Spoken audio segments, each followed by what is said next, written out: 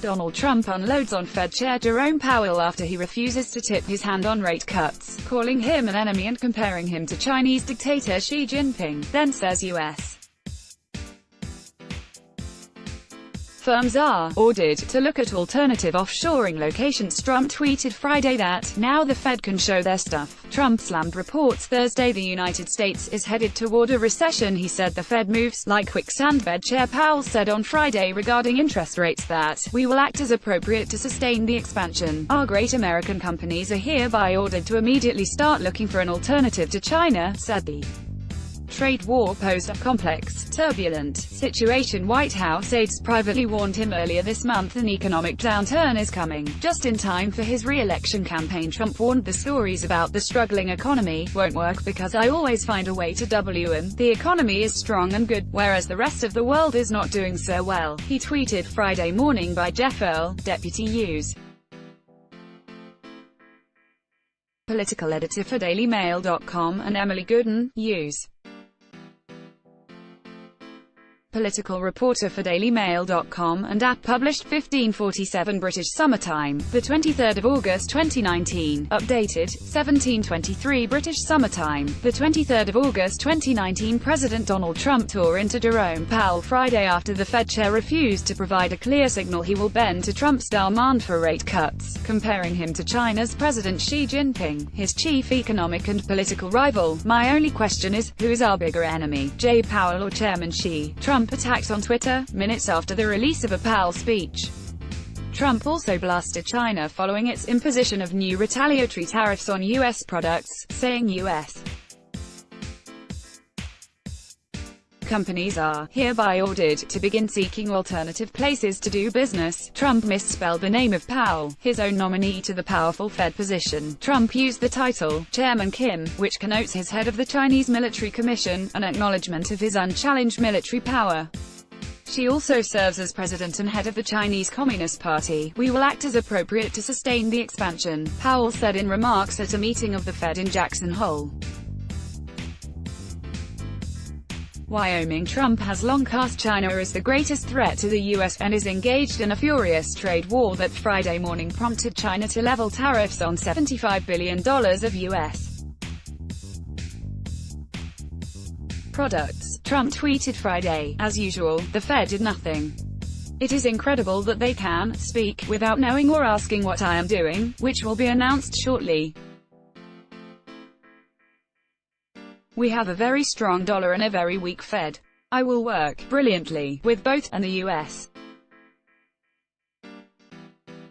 will do great. The Fed operates as an independent agency, with individual governors casting votes, in a system designed to insulate it from political pressure. The blistering attack came after Powell offered no clear indication about how he plans to act on further rate cuts Friday. Despite relentless pressure from President Donald Trump, we will act as appropriate to sustain the expansion, Powell said in remarks at a meeting of the Fed in Jackson Hole, Wyoming. President Donald Trump raged against the Federal Reserve once again Thursday over interest rates. Powell also noted that there is no settled rulebook on how to respond to the current trade war, raising questions about what actions, if any, the Fed might take to try to mitigate President Trump's trade war with China. In a likely reference to the president's spate of attacks on him and the Fed, an agency the president said acts like quicksand, Powell observed, the 3 weeks since our July meeting have been eventful. In 4 more tweets, an agitated Trump demanded U.S. companies come home from China. Our country has lost, stupidly, trillions of dollars with China over many years. They have stolen our intellectual property at a rate of hundreds of billions of dollars a year. I won't let that happen. We don't need China and, frankly, would be far better off without them. Trump called Fed Chair Jay Powell an enemy. He fumed that the Fed did nothing at its Wyoming meeting. Sudden drop. The Dow dropped steeply as soon as Trump tweeted about China. Hay continued, the vast amounts of money made and stolen by China from the United States, year after year, for decades, will and must stop. Our great American companies are hereby ordered to immediately start looking for an alternative to China, including bringing your company's home and making your products in the USA. I will be responding to China's tariffs this afternoon. This is a great opportunity for the United States, Trump said, without revealing more. Also, I am ordering all carriers, including FedEx, Amazon, UPS and the Post Office, to search for all deliveries of fentanyl from China, or anywhere else. Fentanyl kills 100,000 Americans a year. President Xi said this would stop. It didn't. Our economy, because of our gains in the last 2.5 years, is much larger than that of China.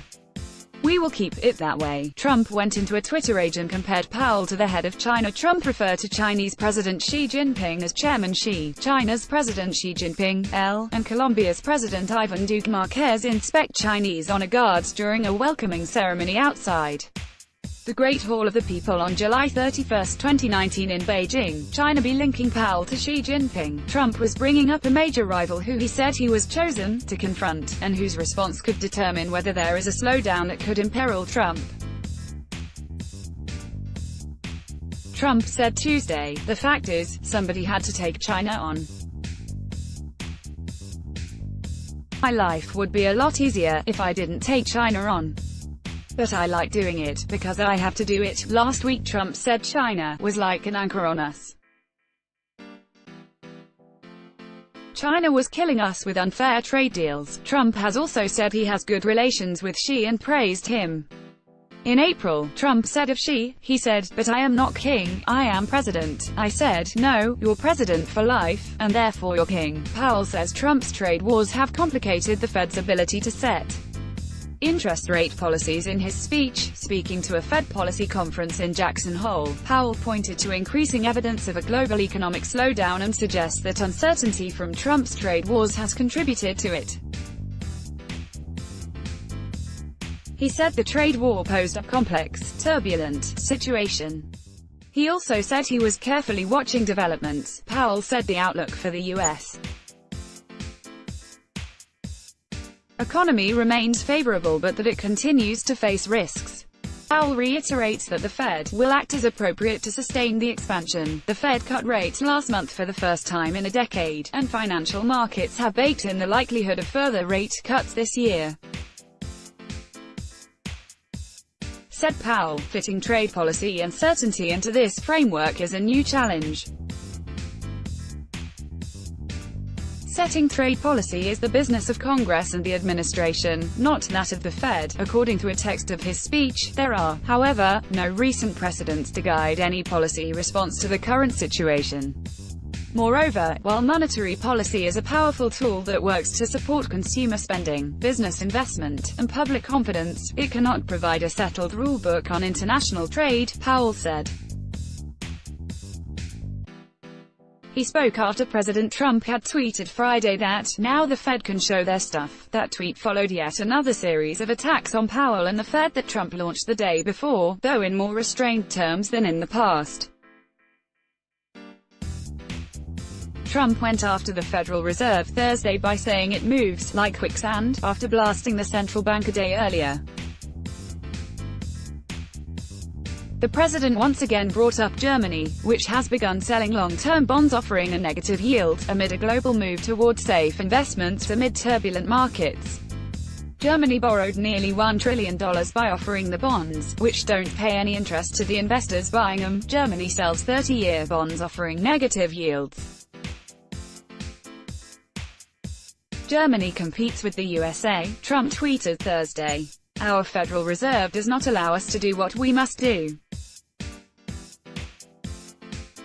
They put us at a disadvantage against our competition. Strong dollar, no inflation." Then, Trump complained, "They move like quicksand.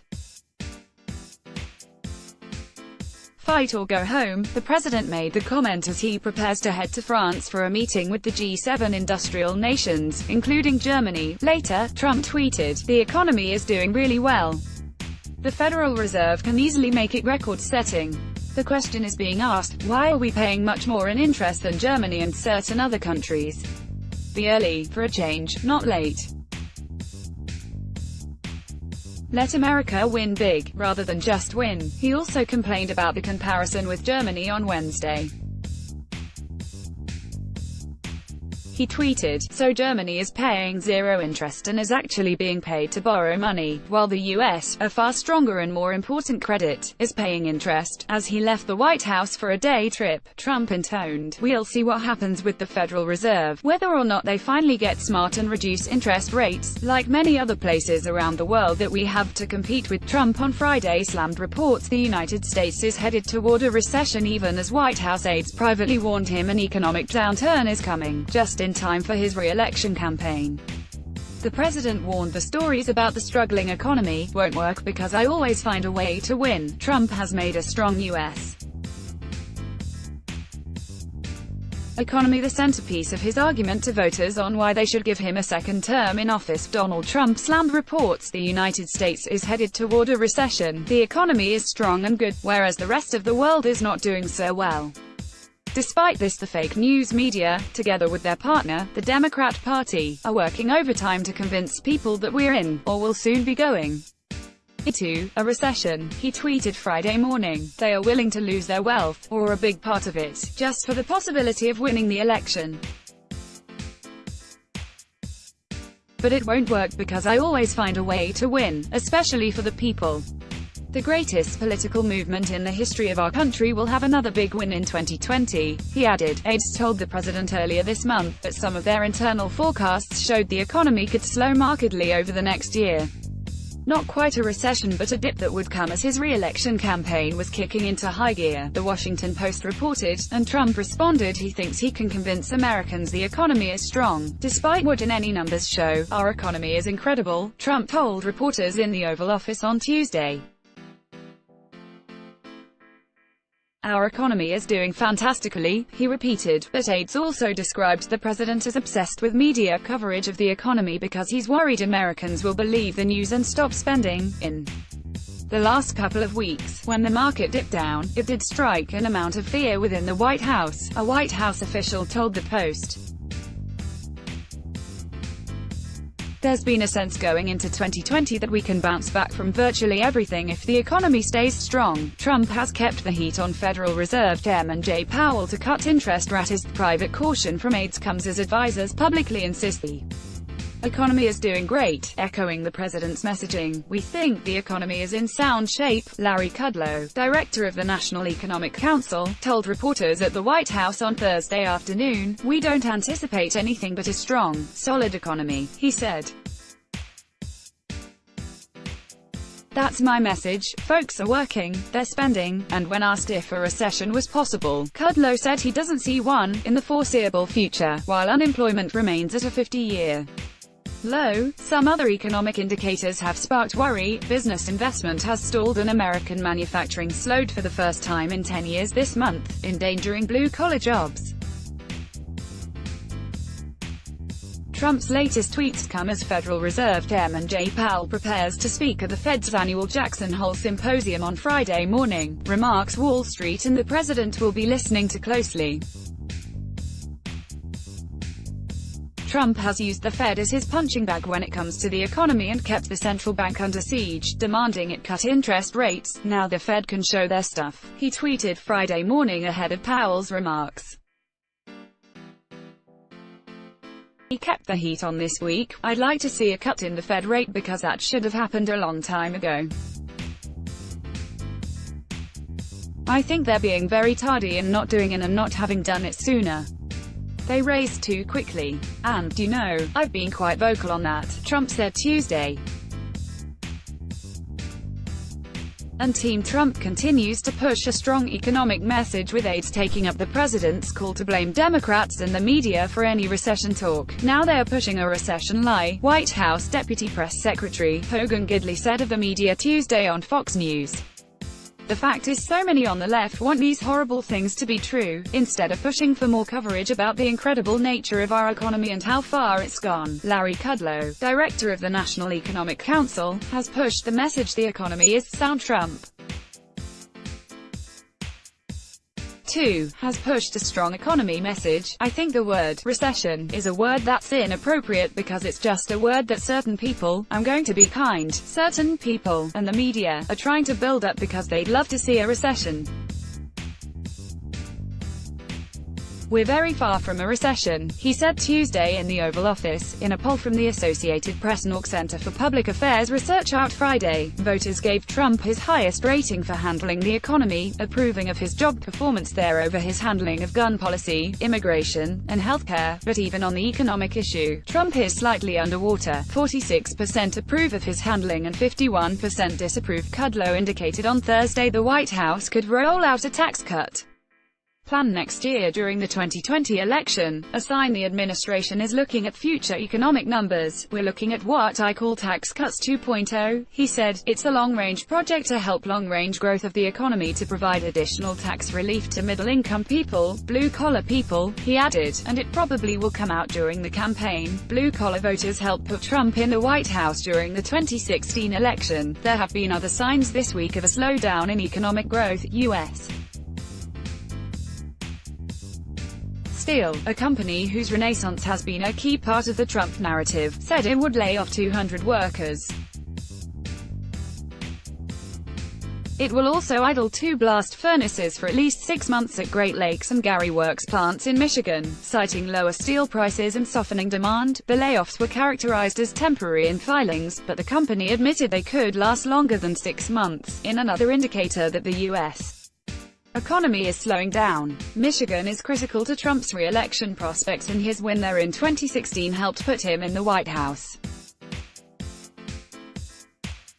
In more bad news for the president, a top lender, J.P. Morgan Chase, were assessed that Trump's tariffs on China will cost American consumers $1,000 a household. And 74% of economists surveyed by the National Association for Business Economics for a report released Monday said they believe a slowing economy will tip into recession by 2021. Read more. Let's block ads. Why?